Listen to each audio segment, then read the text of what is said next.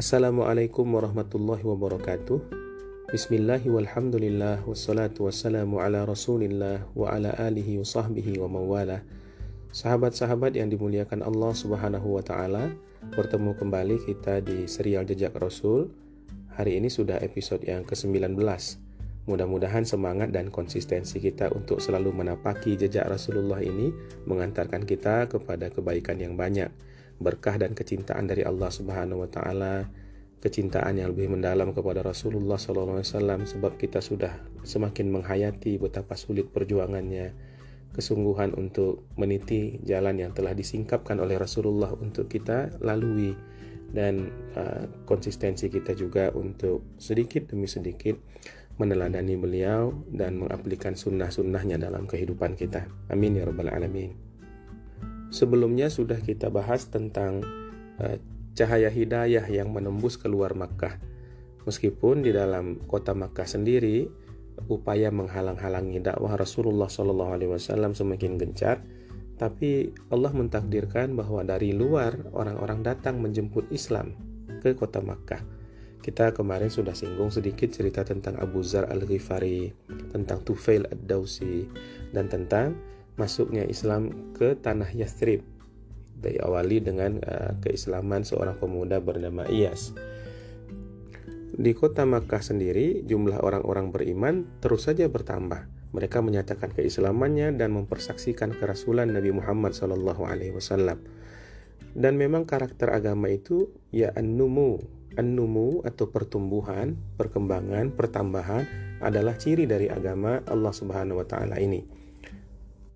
Kita lihat dalam sejarah betapapun pasang surutnya kekuasaan umat Islam, betapapun kekuatan-kekuatan politik Islam, apakah bentuknya khilafah, apakah bentuknya dinasti, apakah bentuknya kesultanan, kerajaan dan sebagainya, memang datang dan pergi, terbit, tumbuh, kemudian hancur, digantikan oleh yang lain lagi. Tapi itu hanya kekuasaan orang Islam. Sementara Muslim itu sendiri secara jumlah semakin besar. Dan ini tidak bisa dibendung karena Allah sendiri yang mengatakan liyuzhirahu 'alad dini kullih walau karihal musyrikun. Betapapun orang-orang musyrik benci, agama ini tetap akan ditampilkan ke hadapan oleh Allah Subhanahu wa taala di dunia ini. Rasulullah juga sudah mengisyaratkan la yablughanna hadzal amr, bahwa urusan agama ini akan mencapai tempat-tempat ma balagal laila wan nahar, yang dikunjungi oleh malam dan siang. Nah, semua tempat kan ada malam ada siangnya di muka bumi ini. Jadi Islam akan ada dan akan mencapai seluruh penjuru dunia. Itu janji Allah Subhanahu wa taala lewat lisan Rasulnya. Sekarang kalau kita lihat data 2015 saja, orang Islam di muka bumi ini sudah mencapai 24% dari total populasi manusia. Shadaqallahul azim wa shadaqa rasuluhul karim. Memang betullah janji Allah dan Rasulnya. Keadaan seperti hari ini tentu tidak pernah terbayang oleh kaum musyrikin Makkah pada saat itu. Mereka menganggap ini hanyalah sebuah fenomena kecil yang harus mereka berantas seketika itu juga. Nah, suatu ketika beberapa orang pemuka Quraisy itu berkumpul di dekat Hijr Ismail. Mereka itu berbincang tentang kemunculan Islam ini dan betapa mereka marahnya terhadap Rasulullah SAW. Tepat pada saat mereka sedang kesal-kesalnya kepada Nabi itu, Nabi datang masuk ke tempat suci tersebut dan kemudian jalan ke bagian timur Ka'bah. Beliau cium Hajar Aswad dan tawaf 7 putaran. Setiap kali Rasulullah melewati Hijr, maka orang-orang yang berkumpul ini mengejek dan menghina Rasulullah SAW. Tapi Nabi diam saja.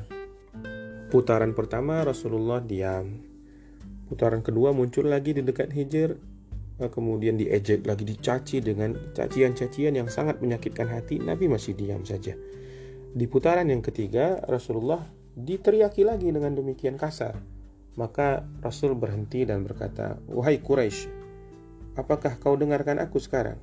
Wallahi, demi Allah yang menguasai diriku ini, aku akan bawakan kepada kalian kematian yang besar-besaran." Kaget mereka dengan ucapan seperti itu. gentar, karena memang sebenarnya orang-orang musyrik itu dititipkan oleh Allah rasa takut di dalam hatinya dikarenakan kemusyrikan itu sendiri. Dalam surah Ali Imran Allah mengatakan, sanulqi fi qulubil ladzina kafaru ar-ru'ba bima asyraku billahi ma lam yunazzil bihi sultana. Akan kami masukkan rasa takut ke hati orang-orang kafir itu dikarenakan mereka menyekutukan Allah dengan sesuatu yang tak jelas begitu. Berulang-ulang ayat seperti ini di dalam Al-Quran, di surah Al-Anfal misalnya, sa'ulqi fi qulubil ladzina kafaru ar-ru'b. Dan memang itulah kenyataannya. Hanya saja kadang kemarahan menguasai mereka dan syaitan menghembus-hembuskan nafsu amarah itu menjadi lebih besar, sehingga keberanian semu pun muncul untuk menghadapi kaum muslimin. Ketika mendengar bentakan Rasulullah pada saat itu, mereka tidak bisa bergerak, tidak bisa bicara. Sampai salah seorang di antara mereka tiba-tiba berlunak lidah begitu. Secara lemah lembut dia katakan, teruslah hai Abul Qasim. Mereka tidak memanggil Muhammad saja, tapi memanggil dengan kunyahnya. Ya Abul Qasim, terus sajalah. Karena engkau ini bukanlah orang yang sombong dan bukan pula orang yang jahil. Maka ucapan itu sebenarnya tidak datang dari hati nurani, cuma karena ketakutan. Lalu hening sebentar, Rasulullah kemudian meneruskan tawafnya, dan orang-orang ini kadung malu dengan diri mereka sendiri. Dan pada saat itu dendam mereka kepada Rasulullah makin membara lagi. Masa kita dipermalukan seperti ini? Di antara tokoh Quraisy yang sangat besar kebencian dan permusuhannya kepada Islam dan dinampakkan secara zahir, secara eksplisit begitu, adalah orang yang bernama Amr bin Hisham. Di kalangan keluarga dan kerabat-kerabatnya dia dikenal sebagai Abul Hakam, bapak kebijaksanaan gitu. Tapi oleh kaum muslimin dia sama sekali nggak bijaksana, malah digelari dengan Abu Jahal, bapak kebodohan gitu. Nah, Amr bin Hisham ini adalah cucu Mughirah. Nah, jadi ayahnya adalah Hisham bin Mughirah, otomatis dia adalah keponakan Walid bin Mughirah yang telah kita ceritakan tempo hari. Abu Jahal ini merasa tokoh betul. Dia yakin sekali posisi pamannya yang hebat itu, Walid, dialah yang cocok untuk menggantikannya. Dan dia di sana menebar pesona, dia menarik perhatian orang lewat kekayaannya karena memang dia seorang hartawan, dan keramahan. Jadi keramahannya ada juga ditunjukkan kepada orang-orang tapi artificial begitu. Ini keramahan yang dibuat-buat dan berpamrih. Kenapa artificial? Karena sejatinya dia kasar. Karena dia kasar, dia ditakuti oleh orang-orang. Dan dia pendendam. Siapapun yang punya masalah dengan dia, siap-siap untuk menerima balasan yang jauh lebih menyakitkan daripada apa yang diperbuat orang tersebut. Karakter Abu Jahal ini disebutkan juga dalam Al-Quran. Di surah Furqan ayat 31 Allah mengatakan, wa kadzalika ja'alna likulli nabiyyin aduwwan minal mujrimin. Demikianlah kami jadikan bagi para nabi itu musuh minal mujrimin, dari kalangan orang-orang pendosa. Jadi Abu Jahal ini disifatkan dengan pendosa. Memang dia mewarisi juga karakter dari Walid bin Mughirah, cuma dalam bentuk yang lebih kasar dan meledak-ledak begitu. Ada yang mengatakan ayat-ayat dalam surah Al-Alaq itu juga bicara tentang Abu Jahal. Kalla innal insana la yatgha. Sungguh manusia itu sudah melampaui batas. Ar-ra'ahu istaghna, karena dia melihat dirinya itu sudah berkecukupan, dia sudah mapan begitu. Jadi kemapanan yang membuat orang sombong dan kemudian mulai melampaui batas dalam kehidupannya. Sama seperti Walid juga. Dia juga lah yang dimaksud ketika Allah menyebutkan ara'aital ladzi yanha 'abdan idza shalla. Apakah engkau tidak perhatikan orang yang melarang-larang hamba untuk sholat menghadap Tuhannya? Jadi kejahatan Abu Jahal ini memang cukup paripurna lah begitu. Dia jahat dari segala sisinya. Abu Jahal adalah orang yang paling getol menghalangi orang mendekati Mekah selama musim haji, yang mengkampanyekan keburukan tentang Rasulullah, yang mensosialisasikan bahwa Rasulullah itu adalah tukang sihir, dan dia juga adalah orang yang paling aktif itu untuk menyiksa orang-orang yang masuk Islam di kalangan kabilahnya sendiri, di Bani Makhzum. Dia juga orang yang memprovokasi kabilah-kabilah lain untuk bertindak yang sama seperti dia. Tapi secara tidak sengaja pada suatu ketika justru dia yang memantik, menjadikan satu trigger yang membuat agama baru ini, Islam ini menjadi lebih besar. Jadi ceritanya Rasulullah sedang duduk di luar masjid dekat gerbang Sofa. Ya, disebut gerbang Sofa karena memang di situ orang melalui jalan untuk bersa'i 7 kali antara Sofa dan Marwah itu. Nabi duduk sendirian di situ, kemudian Abu Jahal ini lewat, dan disitulah dia ingin menunjukkan bahwa dia tidak takut kepada Rasulullah SAW.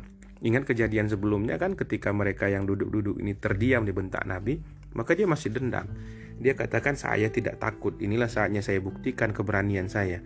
Lalu dia caci maki Rasulullah di situ, dia teriaki Rasulullah dengan berbagai ejekan, berbagai penistaan. Rasulullah menatap saja, tidak mengucapkan satu patah kata pun.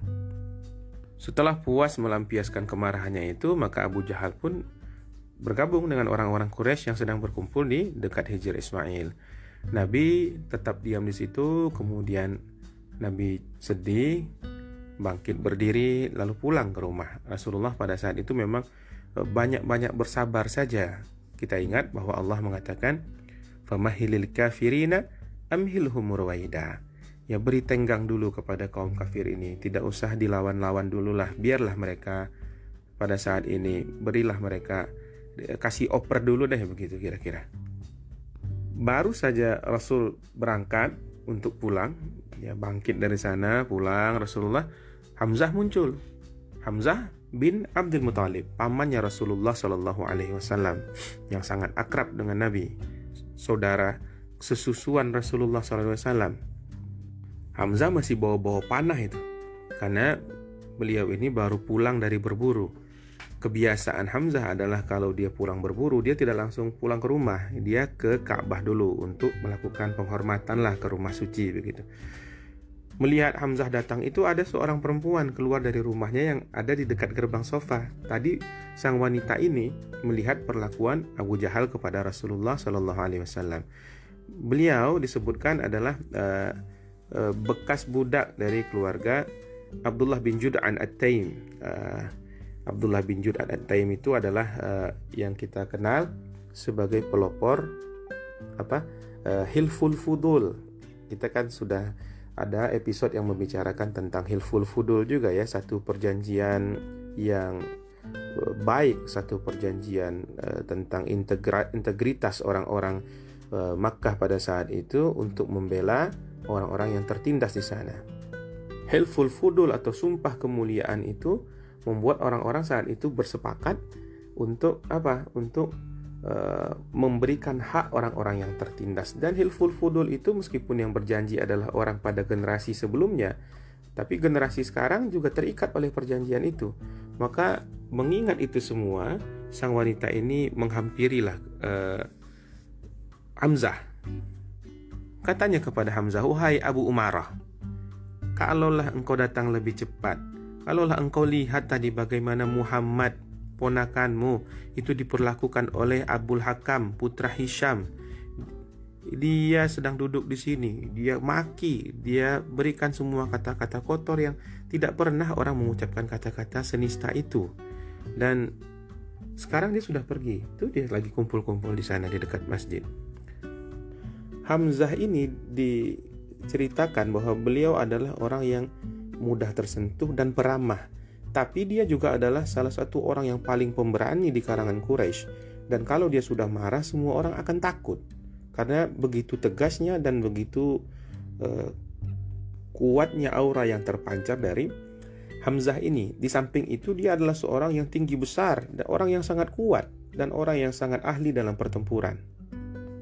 Saat itu Hamzah merasakan suatu getaran dalam dirinya. Dia merasa sangat tergoncang dan sangat marah. Marah sekali, belum pernah dia semarah itu dalam hidupnya. Maka langsung dia melangkah cepat menuju tempat orang-orang berkumpul. Sampai di dekat Abu Jahal, dia langsung pukul kepala Abu Jahal sekuat-kuatnya dengan busur panah yang dia bawa itu, sehingga mengucur darah Abu Jahal. Dia berteriak, "Berani-beraninya kau melakukan itu kepada ponakanku.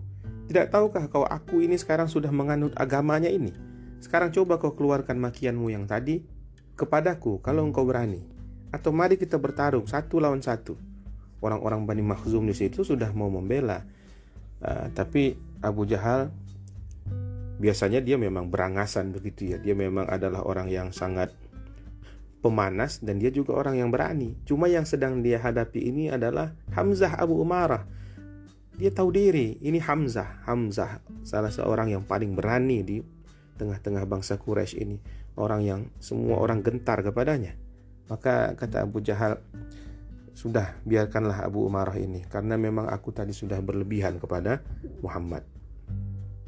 Sejak hari itu Hamzah betul-betul masuk Islam. Jadi tadi dia terpicu oleh rasa marahnya, rasa persaudaraannya kepada Rasulullah SAW, kasih sayangnya kepada sang ponakan itu. Tapi kemudian iman itu begitu saja masuk ke dalam jiwanya. Itulah Allah itu memberikan hidayah kepada siapa yang dia mau. Allahu yahdi may yasha. Sebabnya dan pemicunya bisa beda-beda. Ada orang yang mendapatkan hidayah itu dari khazanah intelektual. Setelah dia meneliti A, B, C, dia dapatkan kebenaran-kebenaran ilmiah yang sesuai dengan apa yang difirmankan oleh Allah Subhanahu wa taala, maka hatinya tersentuh. Ada orang yang melihat akhlak orang lain, melihat orang Islam ini baik, tercermin dari situ ajaran Islam. Tapi seringkali memang Muslim tidak mencerminkan ajaran Islamnya. Muslim itu berbeda dengan agama yang dianutnya, itu sudah fenomena umum. Cuma ada orang-orang Islam yang taat, yang menginspirasi orang lain sehingga orang ya ingin juga masuk Islam. Ada pula yang karena dilembutkan hatinya, wal mu'allafati qulubuhum, diberikan sedekah, dipenuhi hajat hidupnya, akhirnya dia berpindah agama kepada Islam. Ada pula orang yang memang karakternya itu orang yang suka berpikir, merenung, mencari kebenaran, seperti Abu Zar tempo hari yang kita katakan. Ini ada juga. Ada orang yang memang hatinya lurus, umpama Abu Bakar. Ini orang memang betul-betul lah murni jiwanya. Orang-orang yang memang bersih hati, sehingga apapun kebenaran yang datang itu, hatinya seperti magnet kepada kebenaran itu. Ditarik semua kebenaran itu masuk ke dalam hati. Ini orang-orang yang lurus. Allah menyebutnya sebagai siddiqin, orang-orang yang siddiq, orang-orang yang benar. Mereka ini nanti bersama para nabi di surga. Dan ada pula orang yang masuk Islam itu karena dorongan emosional pada awalnya, tapi kemudian Allah fahamkan hatinya, Allah berikan pelita ke dalam jiwanya. Salah satunya adalah Hamzah bin Abdul Muttalib ini. Keislaman Hamzah ini makin membuat risau orang-orang Quraisy, karena susah sekarang untuk mengganggu Rasulullah SAW. Ada orang yang sangat pemberani yang siap membelanya. Maka kalau cara keras susah ditempuh, ya cara lunak dipakai gitu. Kalau pertempuran sepertinya sulit dimenangkan, maka lebih baik dinegosiasikan saja. Akhirnya seorang yang bernama Utsbah bin Rabi'ah berkata pada saat rapatnya pemimpin-pemimpin Quraisy ini, kalau aku menghadap saja kepada Muhammad bagaimana? Mungkin aku bisa tawarkan sesuatu yang bisa dia terima. Kan kita ini, kata Utsbah, tidak alergi kepada dia. Dianya sih orang terhormat di kalangan kita, cuma ajarannya ini. Maka saya akan coba deh tawarkan apa yang dia mau sebenarnya. Kalau kita penuhi, kemudian kita sepakat, ini semua selesai, kan beres urusan kita. Maka yang lain pun setuju. Nah, maka satu hari datanglah Utbah ini menghadap kepada Rasulullah yang sedang duduk di dalam Ka'bah. Utbah punya inisiatif untuk menawarkan dirinya sebagai negosiator itu karena dia adalah cucu Abdus Syams, saudara dari Hashim. Jadi ini masih percabangan nasabnya ada dengan Rasulullah, masih saudara lah begitu. Dan selain itu Utsbah ini adalah orang yang cerdas, kecerdasannya di atas rata-rata orang-orang. Dia ini ramah dan orangnya kooperatif begitu, menyenangkan. Maka Utsbah pun menghampiri Rasulullah SAW. Dia katakan, wahai putra saudaraku, engkau ini kan orang dari suku yang mulia, garis keturunan yang paling terhormat. Namun sekarang yang engkau bawa ini memang jadi masalah nih bagi kita. Kekerabatan orang-orang terpecah, orang-orang jadi mencela cara hidup yang memang sudah jadi lifestyle kita beratus-ratus tahun. Tuhan-Tuhan agama ini kemudian dibantah, nenek moyang dikafir-kafirkan. Nah sekarang saya ingin bicara nih dari hati ke hati. Mungkin engkau berkenan. Jadi begini Muhammad, kalau engkau inginkan kekayaan, biarlah kami kumpulkan kami sumbang semua kekayaan ini sehingga nanti engkau menjadi orang yang paling kaya di antara kami. Kami nggak apa-apa. Kalau memang yang engkau inginkan itu kemuliaan, wahai Muhammad, biar kami angkat engkau sebagai pemimpin. Kami ini berjanji apapun keputusan yang ada di sini harus diteken kamu dulu. Tidak ada keputusan yang akan kami ambil kecuali engkau adalah pemutus perkaranya. Nah, bahkan kalau engkau ingin jadi raja, wahai Muhammad, biarlah kami angkat dirimu jadi raja. Tapi kalau engkau merasa ini gangguan, wahai Muhammad, nah ini udah dipuji-puji, tapi ada satu kalimat yang gak enak juga nih. Kalau engkau merasa ini seperti gangguan, wahai Muhammad, biar kami panggilkan deh orang yang ahli ngusir setan, para eksorsis itu untuk kami bawakan kepada engkau tabib itu. Berapa biayanya kami tanggung semuanya, asal kamu bebas dari bisikan-bisikan gaib itu. Nabi diam saja membiarkan Utsbah bicara. Lalu setelah selesai bicara, kata Nabi, "Hai Abul Walid, kamu kan sudah bicara, sekarang biarkan saja saya mengutarakan pula pendapat saya." Lalu Nabi membacakan ayat Al-Quran kepadanya. Mendengar ayat Al-Quran itu, Utsbah yang tadinya merasa diplomasinya sudah masuk begitu ya, tiba-tiba diserang oleh satu perasaan yang teramat beda. Dia kagum sekali tentang apa yang dibacakan oleh Rasulullah. Ini kata-kata apa ini? Akhirnya dia sandarkan badannya ke tangan dia, jadi dia taruh tangannya di belakang, dia nyender ke tangannya itu sambil dia terpesona, termangu oleh keindahan bahasa yang sedang mengalir ke telinganya itu. Ayat yang dibacakan oleh Rasulullah itu ayat-ayat yang baru turun, yang bicara tentang wahyu itu sendiri, tentang penciptaan langit dan bumi, tentang para nabi dan kaum yang mengingkari ayat-ayat Allah, yang kemudian mereka ini akan dihancurkan dan dimasukkan ke dalam neraka, dan orang-orang beriman yang diberi perlindungan oleh para malaikat di muka bumi, tentang orang beriman yang akan dapat kebahagiaan nanti di akhirat. Ini ayat-ayat yang ada pada surah Fussilat. Dan terakhir Rasulullah menutup pembacaan ayatnya itu dengan satu ayat di surah Fussilat, yakni ayat ke-37, "Wa min ayatihi al-lailu wan-naharu wasyamsu wal-qamar la tasjudu lisyamsi wala lil-qamari wasjudu lillahi alladzi khalaqahunna in kuntum iyyahu ta'budun." Ini salah satu ayat sajadah ya. Dan sebagian tanda-tanda kebesaran Allah adalah Dia ciptakan malam dan siang, Dia ciptakan matahari dan bulan. Janganlah engkau sujud kepada matahari, jangan pula sujud kepada bulan, tapi sujudlah engkau kepada Allah yang menciptakan keduanya, kalau kamu betul-betul menyembah kepada Allah Subhanahu wa ta'ala. Selesai membacakan ayat ini, Rasulullah langsung sujud, meletakkan dahinya di tanah. Nah, lalu Rasulullah bangkit, dikatakannya kepada Utsbah, "Hai Abul Walid, sekarang kan sudah engkau dengar. Nah, terserah engkau lah lagi." Maka Utsbah pun balik ke kawan-kawannya, orang-orang Quraisy. Orang-orang melihat ekspresi wajah Utsbah ini berubah. Tadinya dia begitu percaya diri, ingin berdiplomasi dengan Rasulullah SAW. Sekarang dia tertunduk. "Apa yang terjadi padamu, hai Abul Walid?" kata kawan-kawannya. Dia katakan, "Aku sudah dengarkan satu kalimat yang tidak pernah aku dengar sebelumnya. Itu bukan puisi, itu pasti bukan puisi. Itu bukan kata-kata mantra sihir, kata-kata ramalan, enggak. Maka kalian ini, ya orang Quraisy, dengarkanlah saya. Ikuti apa yang saya katakan ini. Kalian gak usah halangi lelaki ini lagi. Muhammad itu tidak usahlah kalian halang-halangi lagi, karena kata-kata yang aku dengarkan dari dia itu adalah satu berita besar. Tidak usah dilawan. Kalaupun ada yang akan melawan, jangan kalian, biar dia ditaklukkan orang lain, nanti urusan ini beres sendiri. Tapi kalau dia yang menaklukkan bangsa Arab, nanti kan kalian terbawa harum juga namanya."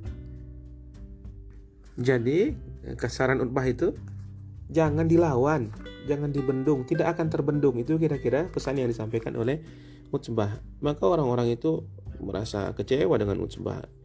Kau pun sekarang sudah kena sihir pula oleh dia. Utsbah yang dengan kecerdasannya dan dengan segala rasionalitas dan bercampur juga dengan rasa kagumnya di dalam jiwa, pergi dari mereka. Utsbah memutuskan gak ikut-ikutan lagi deh untuk melawan Rasulullah SAW. orang-orang yang kecewa ini kemudian mengatakan Utsbah nggak bisa diandalkan tuh. Kalau begitu kita rame-rame aja kita panggil Muhammad, kita bicara baik-baik kepadanya. Maka diundanglah Nabi Muhammad. Wahai Muhammad, para pemuka kaum sudah kumpul itu ingin bicara dengan engkau. Maka Nabi memenuhi. Nabi punya husnuzan. Mungkin mereka ini sudah mau menerima, mungkin mereka ini terpengaruh, ingin berubah pendirian. Nabi berharap betul orang-orang ini bersedia menerima kebenaran. Nah, tapi sampai di sana mereka kembali mengulangi tawaran yang sudah disampaikan oleh Utsbah. Sama seperti itu juga, maka Nabi jawab, aku ini tidak cari harta, aku ini juga tidak mencari kemuliaan di tengah kalian, dan aku tidak punya hasrat jadi raja. Tapi Allah subhanahu wa ta'ala mengutusku sebagai rasulnya. Dia turunkan kitab sucinya kepadaku. Aku diperintahkan kepada kalian ini agar menyampaikan basyira wa nadhira, kabar gembira, peringatan. Oleh karena itu, aku sampaikan ajaran Tuhanku ini. Aku nasihati kalian kepada kebaikan. Kalau kalian mau menerima apa yang kau bawa ini, kalian beruntung di dunia ini dan nanti di akhirat. Tapi kalau kalian tolak, maka biarlah Allah yang memutuskan apa yang akan terjadi. Nah, mereka ini pun begitu juga bersikukuh dengan pendapatnya. Dan malah nantang-nantangin begitu. Kata mereka, minta sama Tuhanmu, coba kalau memang engkau nabi, biar bukit-bukit yang mengelilingi kami ini digeser sehingga tanahnya jadi datar. Dan ada sungai-sungai di sini seperti di Suriah dan di Irak. Coba kamu minta juga kepada Tuhanmu, bisa nggak dia hidupkan kembali nenek moyang kita? Kalau bisa kusai, agar kita bisa minta keterangan dari dia. Atau kau mintalah kepada Tuhanmu agar dia menangkan engkau dari kami ini. Minta agar ada malaikat yang turun ke sini untuk memastikan kata-kata kamu itu nggak bohong. Coba kamu mohon juga kepada Tuhanmu itu supaya di sini ada taman, istana, emas, perak, sehingga kami bisa tahu ketinggian martabatmu di sisi Tuhan. Kalau memang iya kamu ini nabi, coba lakukan keajaiban-keajaiban itu gitu.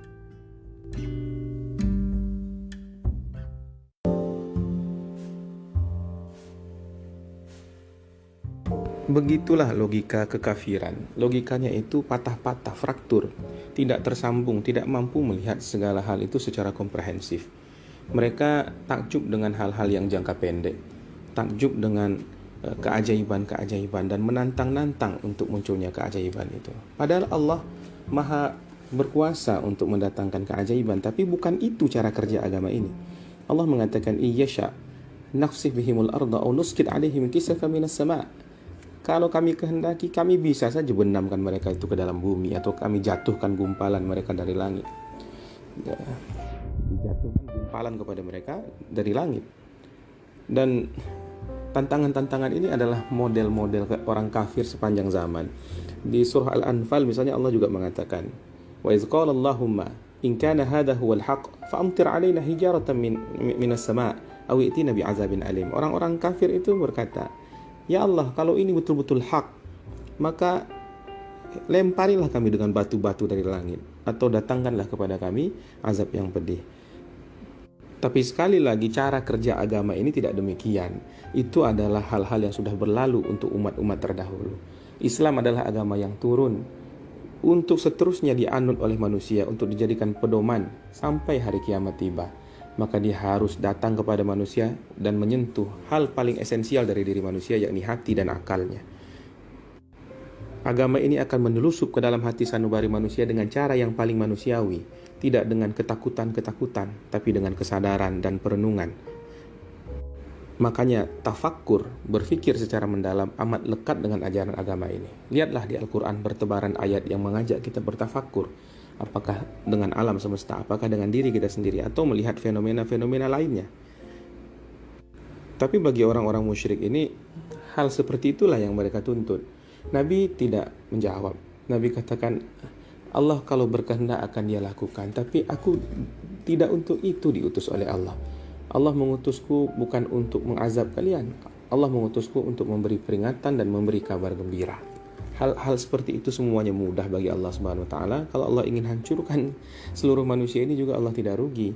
Tapi Allah menginginkan kebaikan bagi diri-diri manusia ini melalui agama yang terakhir, Islam, melalui lisan Rasulnya yang mulia Muhammad sallallahu alaihi wasallam. ada lagi beberapa tuduhan yang diarahkan kepada Rasulullah. Mereka merasa asing dengan nama Ar-Rahman yang sering disebut oleh Rasulullah SAW. Misalnya di surah Ar-Rahman sendiri, Allah menyebutkan Ar-Rahman, Allamal Quran. Lalu mereka menerima sebuah rumor bahwa kata-kata Nabi Muhammad ini berasal dari seseorang di Yamamah. Disampaikan juga dalam pertemuan itu kepada Nabi. Salah seorang di antara mereka mengatakan, kami tahu di Yamamah ada seorang bernama Rahman yang mengajarkan ini semua kepada kamu. Ketahuilah wahai Muhammad, kami tidak percaya pada Rahman itu. Nah, jadi ini semacam ignorance, ya, semacam ketidakingintahuan, kemasa bodohan gitu. Tapi merasa tahu gitu. Tapi Nabi betul-betul merasa terpukul ketika Abdullah bin Abi Umayyah dari Bani Makhzum turut pula berbicara. Dia katakan, kami tidak akan pernah percaya kepada engkau sebelum engkau dapat naik ke langit kemudian turun lagi ke bumi. Kau bawakan 4 malaikat sebagai saksi untuk membenarkan pengakuanmu itu. Dan kami selama engkau tidak lakukan itu tak akan pernah percaya serta tak akan pernah tinggal diam dengan apa-apa yang engkau lakukan ini. Rasulullah merasa sedih karena Abdullah bin Abi Umayyah ini memang adalah sepupu Abu Jahal dari pihak ayah, tapi dari pihak ibu dia adalah anak dari Atikah binti Abdul Muthalib. Jadi saudarinya ayah Rasulullah SAW. Dan Atikah saking sayangnya kepada Abdullah, ayahnya Rasulullah SAW, dia namai anaknya ini dengan nama saudaranya itu. Tapi inilah yang terjadi. Jarak persaudaraan itu kemudian merenggang karena fanatisme Abdullah bin Abi Umayyah kepada agama nenek moyangnya. Tapi Rasulullah juga punya pengikut dari kabilah Bani Makhzum ini, Abu Salamah, putra bibinya Barrah. Nah, Abu Salamah memiliki sepupu yang kaya raya dari pihak ayahnya. Kakek mereka ini bersaudara, namanya Arqam bin Abil Arqam. Orang ini kaya raya dan masih sangat belia. Abu Salamah menceritakan kepada Arqam tentang Nabi Muhammad SAW, tentang ajarannya, tentang tauhid, tentang esensi-esensi ajaran Islam. Maka akhirnya Arqam pun mengucapkan syahadat, la ilaha illallah Muhammadur Rasulullah. Dan Arqam karena dia kaya, dia menyerahkan satu rumahnya yang sangat luas, terletak di dekat Bukit Safa. Dijadikanlah itu semacam tempat kegiatan, Islamic Center begitu, tempat kegiatan orang Islam. Maka sejak saat itu kaum muslimin punya tempat kegiatan, punya tempat yang mereka leluasa di sana melakukan ibadah dan mendapatkan bimbingan dari Rasulullah SAW. Dan orang-orang Quraisy juga tidak menyangka bahwa di sana diadakan pertemuan karena Arqam bin Abil Arqam adalah pemuda belia dan mereka juga tidak mengerti pengorbanan orang-orang Muslim dapat sedemikian rupa untuk membela agamanya. Demikian sahabat-sahabat yang dirahmati Allah, mudah-mudahan bermanfaat. Esok kita sambung lagi kalau kita ada umur dan ada kesempatan, insyaallah. Billahi taufiq wal hidayah. Wassalamualaikum warahmatullahi wabarakatuh.